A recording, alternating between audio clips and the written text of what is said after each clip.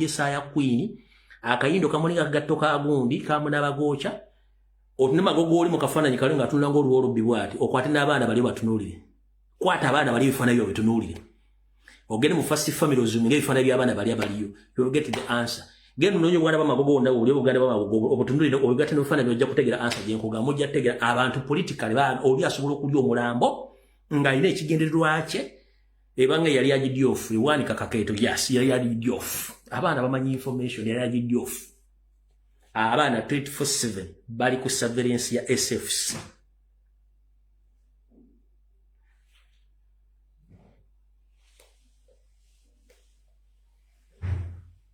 gwegendo okole photographic interpretation tuno mbiri gwegendo debo njo okolibizi otegere bintu bya bitegera bulungi nnyo nze gwengo maze ngumaliriza mutegedde bulungi so magogo yali decoy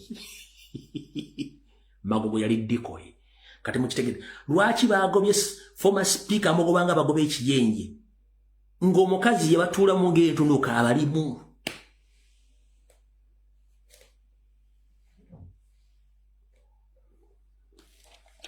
kati mutegedde bulungi mujja tegera ensinga bwetambula mulowooza bwetambula si bwetambula ensi etambula edda livansi gwe mulowooza weeri si weeri ensi eri ku birala nnyo awo mugirooleza yavaawo dda nnyo nemugirooleza yavaawo dda eri ku bikokojjo mutegedde bulungi kati mujja tegeera ensonga ezo bulungi nnyo kati mu kifaananyi kya Wagagaayi kye njagala mulabe eno aerial view ey'ekifaananyi ekya Wagagaayi factory we ziri bwe bagenda basenda abantu buli lunaku kati ekyo ekifaananyi bwe kiba nga kya aerial view nga kya mu bbanga bw'otuuka ku ground wenkana watya kankuzuumingiremu olabe aerial view ngera kuzuumingiramu katono olabe mining company eno mining company aerial view ekifaananyi kino gye bamayiningira golodi waffe ebusiya eyo yonna eno aerial view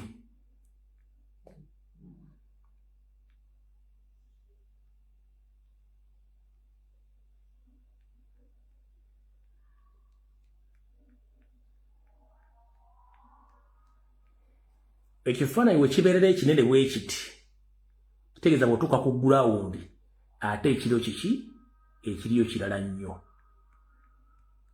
oza mutegedde bulungi ekiriyo kirala nnyo kati mumala otegera ebintu ebyo byonna katugende ku nsonga endala ensonga endala yeeruwa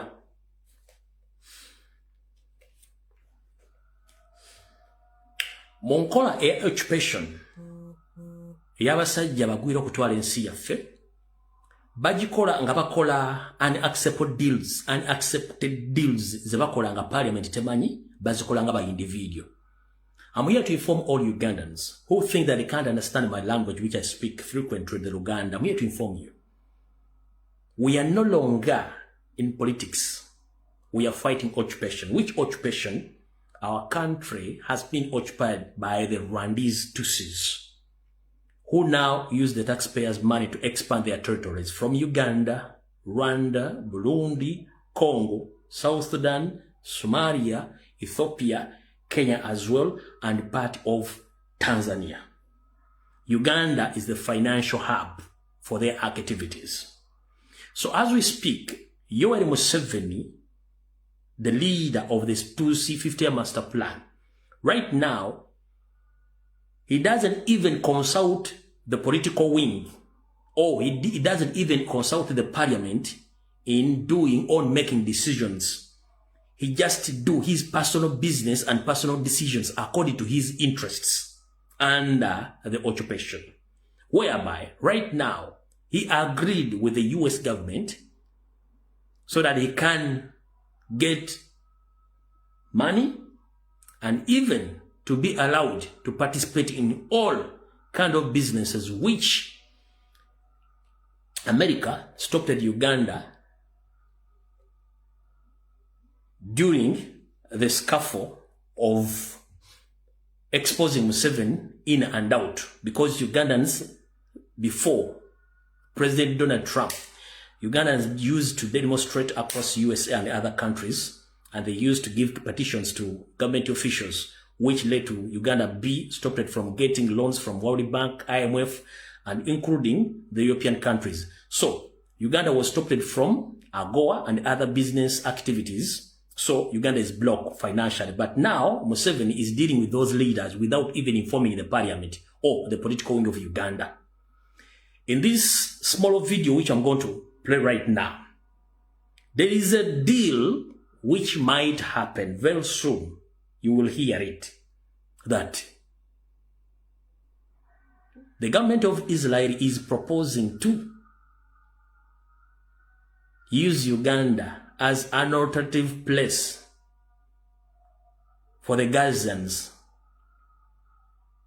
to be deported or to be settled in Uganda, so that the Israeli occupy the Western Bank.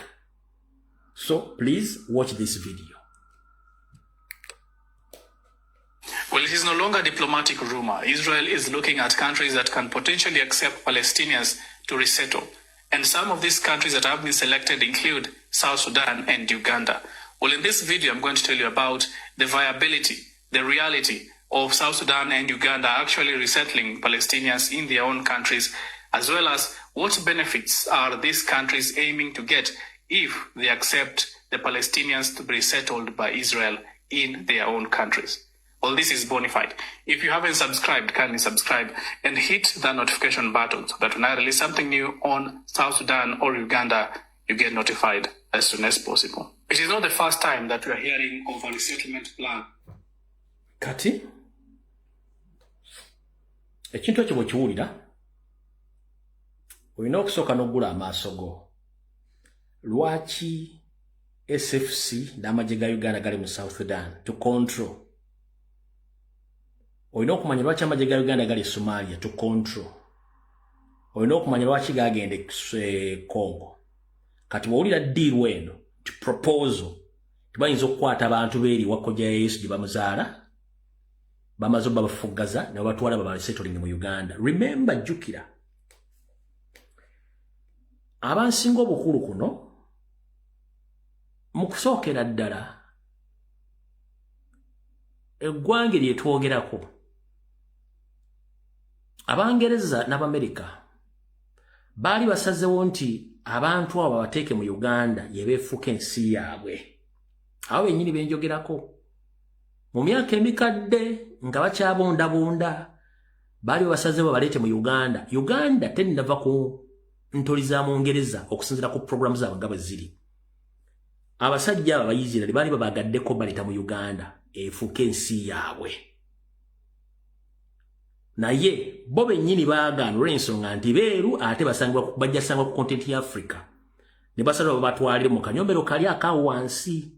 Kyova bali mu kugaziya. Ne kati be bali mu kugaziyizaamu baagala balemesa akatundu akasigadde wata bakwate babasindike Uganda. Mukiwuliddeko bulungi. Kati ekintu kino ono omusajja takina mbuzibu.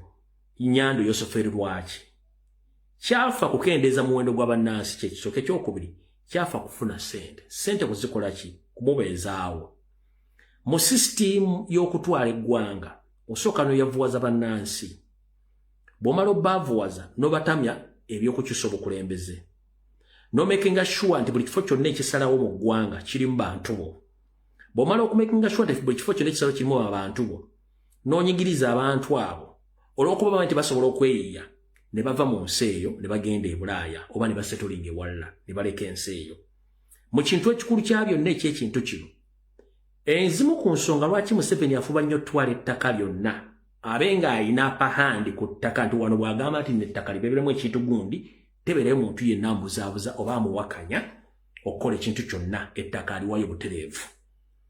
Kati bwe tubaga ebigambo bino njagala mbitegeere nti under occupation Museveni ajja kuleeta nnyo ba foreigners okunyigiriza bannayuganda balemesa obulamu. Ekyokulabirako, baganda bange bonna abeera mu Makindye mu ludda olulimu Kabalagala okutuukira ddala Eggaba ne Makindi bazze mu Kisenyi mwebali Erubaga Nankulabye Katwe yonna ejjuddeyo bagwira. Abagwira bano bakola batya? Enkola yaabwe teri agimanyi wabula bafuna ssente. Kati omugwira gwe nnyumba gy'obadde opangisa emitwalo 10 omugwira ekisasula emitwalo 3 kitegeeza landlord tagenda kulinda gwe munnansi omwe emitwalo 10 ngaliwo emitwalo 3 ate nga asasula myezi 6 ku mwaka. Kitegeeza gwe munnansi awaba akulemye. Era mu bitundu ebirimu Makindi yonna ku Gabalodi wonna bannansi abasinga obungi amayumba bagadduse bagavudde nga tebakyagasobola. Business bazivudde bazirekedde abagwira. Bwe kityo kijja kibalya nga kitambula mpola. Jjukira nti kati abagwira mu Uganda balina right egula ettaka. Ekintu nakyo tekikizibwa bateeka kikyamu. Kitegeeza mpola mpola bagenda kubanga mwesengula mwekka. Automatically nga mwesengula mwekka teri akusengula. Embeera ekusengula wekka. Gwe sente ozikubya mpi ozifuna okusomesa omwana oba okuliisa omwana. Ne bakyali abo tetumanyi ensimbi gye bazijja. Gwe nnyumba ebadde emitwalo 2 n'agifula emitwalo 5 n'asasula emyezi 6 ku mwaka. Naye nga tomulaba bw'akola. Kati balandlord nabo kiba omukisa kuba Uganda mukimanyi Uganda tetulina kwagala. Landlord ye kimu kyafaafa sitegenda kufa mu Uganda. Ye agenda kukkiriza Omusomaali, Omu-Ethiopia, Omu-Eritrea okutekinga over ennyumba ze kubanga ye ayagala ssente. Okitegera bulungi nnyo kati kyekigenda maaso. Mu Kampala yenna yina kati bagenda bamwokimanyi nga mutwala. Wotuukira okukkiriza omugwira agula ettaka kitegeeza nti gwe oba okola ki? Gwe munnansi baba bakuggyemu automatically oba ovuddemu. Bw'oteegendereza nnyo mugenda kufuuka barefugee mu nsi yammwe. Under occupation, omugwira yenna aba alina more rights than you, the indigenous Uganda. Nkiddamu. Under occupation, foreigners, they have more powers than the indigenous Ugandans. Whereby time is going to reach when indigenous Uganda, you can't say anything against the foreigner. So slowly by slowly, you are going to be squeezed and you leave the country, or you go deep in villages and you leave the urban areas. Why? Because the foreigners are taking the country on orders of Museveni, because himself is a foreigner. He doesn't care about the locals. So much to get the bulungi nnyo. Kati bw'omutavaayo kulwana momo n'amanya akakodya akalaka enjagala okubabuusa. Bwe mutunulira abana abayita Abanyarwanda nga bali ku TV baleekaana. Omuntu bw'agamba nti Lumbuye akuma omuliro nga agamba Abanyarwanda badde ewaabwe, awo Abanyarwanda si Bannayuganda, n'ateekamu Lutabaguzi Ssemakula, n'ateekamu neyeekulira n'abalala, nti Lumbuye akuma omuliro ogw'okwawulayawula mu madiini mu mawanga. Lumbuye, it's my constitutional right to protect that country and to protect that constitution. Buli muntu yena Munnayuganda ng'alina endagamuntu ng'alina pasipoti ya Uganda Munnayuganda. Sisobola kubanga na passport ya Uganda neyito muna Kenya. No, ndi muna Uganda. Bw'oba oli muna Uganda, kitegeeza nti oli muna Uganda, tosobola kubeera munda wa Nnyarwanda ng'oli mu Uganda. Kyekisookedde ekyokubiri. Tukubuuza Constitution ne Migration Offices amateeka gagifuga kugamba nti olina okubeera muna Uganda nga kitaawo n'ennyoko Bannayuganda. Kati abasinga obungi bwe tubaga mutambule ng'Abaganda oba bannansi abalala. Bw'oba totandikidde ku kitaawo weetandikirako kitegeeza temuli Bannayuganda. Ate n'ekirala bwe mutambuza ebiboozibozi nti babalime passport, ekyo bakiyita decoy. Teri asobola kumma passport. Lwaki? Afuga eggwanga Munyarwanda munnammwe ani gwe bamye passport. Abye passport yani ali mu ggwanga alifutubadde ku Munyarwanda. Kati muzimbazimba ebiboozibozi. Omanyi mu politics muno naddala w'abasajja ajja n'akuzimbira ekiboozibozi nga gwe nolowooza nti baba bamunyigiriza, baba tebamunyigiriza nno. Aba alina ekifene kyakusiigira nti nabo bali mu kubonaabona naye ng'afuga eggwanga Munyarwanda munnaabwe ne Sserwajja okwota. Naye ng'ate gwe munnansi olina service z'otafuna ng'ate yazifuna. Alina gwe munnansi olina protection gy'afuna nga yagifuna. One. Bano abasajja mu nkola y'okutwala amataka g'Abaganda n'aga Bunyoro n'aga Busoga n'ag'ebitundu ebirala baleeta omuntu ng'alina erinnya lyawo from nowhere ng'alina ssente empya n'enkadde ng'alina backup esobola okugoba omuntu ku ttaka nga talina gwasasudde ekyo bakikoze nnyo kati muganda njala kula si buli muntu ajja okusenda ku ttaka nti alina erinnya Gganda erinnya Essoga linyolo litolo nti Munnayuganda abasajja bano baganda bamala basomesa nnimi zaabwe na bulombolombo nenne okujja bazoganya ku mataka ekyo bakikola bulungi nnyo soka weebuuze bw'obanga Minister of Lands esobola okufulumya ekyapa ekipya ku kyapa already kiri mu system baba ina kunenyane ani akulira nnira ani akulira Minister of Internal Affairs ani afutubadde ku ggwanga baani abakulira ebyokwerinda kitegeeza mulina okwezuula ng'obudde bukye muteezuule eggwanga bagenda ddi batwalako bwe mutazuuka ekikulu kya byonna kiri luddawa ekikulu kya byonna muganya okwezuula n'okwekkiririzaamu ngenda kuzannya akatambi ka Saloga Mulengejja bwe badde balonda abasajja ba NRM across Buganda Saloga Mulengejja teyavuddeyo kwogera kigambo na kimu wabula yavudde n'agamba nti mulonde abantu abanakkiriza mu Ssaabasajja Kabaka n'ensonga z'Obwakabaka Ssebasonga ettaano naye tannayogera butya baani abawereddwa kaadi mu Buganda abagenda okulondebwa abantu era bo ensonga za Buganda ettaano bagenda zikwasaganya batya olw'ensonga nenyakimali mu muzannyo gwe gumu bannange banyabo ne basebuka mbanyonnyole mwe temwamanya naye bajjajjaffe n'abantu abamanyi ab'enkizo baamanya Obuganda bwawambibwa era nga abukontrolinga ye Mayiga nabaga Mayiga musajja Munyarwanda Obuganda bwawambibwa bannabyabufuzi abali bonna abasinga obungi bwe muyita Abaganda basajja Banyarwanda yensonga lwaki balwana nnyo okusuula ate omuntu avuddeyo okwesimba ng'alina ensonga ez'essimba okutaasa Uganda njala soka kubuuza ng'oggyeko Robert Kyagulanyi Ssentamu muteeke ebbali wali njagala ombuli omunnabyabufuzi yenna ayimirira katuuti n'atayogera ku national platform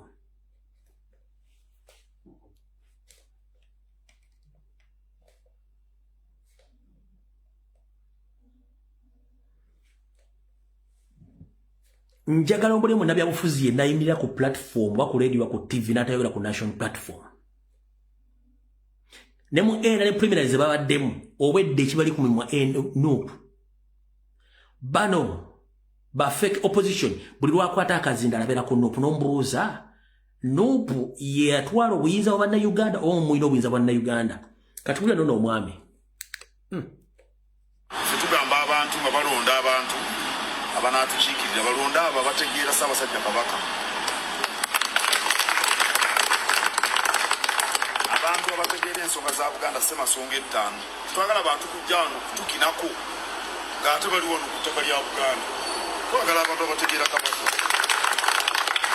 abatawulira Kabaka baba bajja tuleetera ebizibu awo nno kyesobola okukola kwagaliza mikisa manyi mugenda kuvuganya bangi ate eyo nze si gye nnondera kale siyinza kusuubiza kalulu konna naye nkakasa bo abantu beeyo gy'ozaalwa bajja kubamu balabe kyolina okumanya nga amaliriza akalulu kalinga mupiira muzannyo gwa mupiira wabaawo awangula wabaawo n'awangulwa era bino ebyakalulu si byakufana kuwona owangula ng'otuwa ebitabyo nga tubinywa bwe bakuwangula nga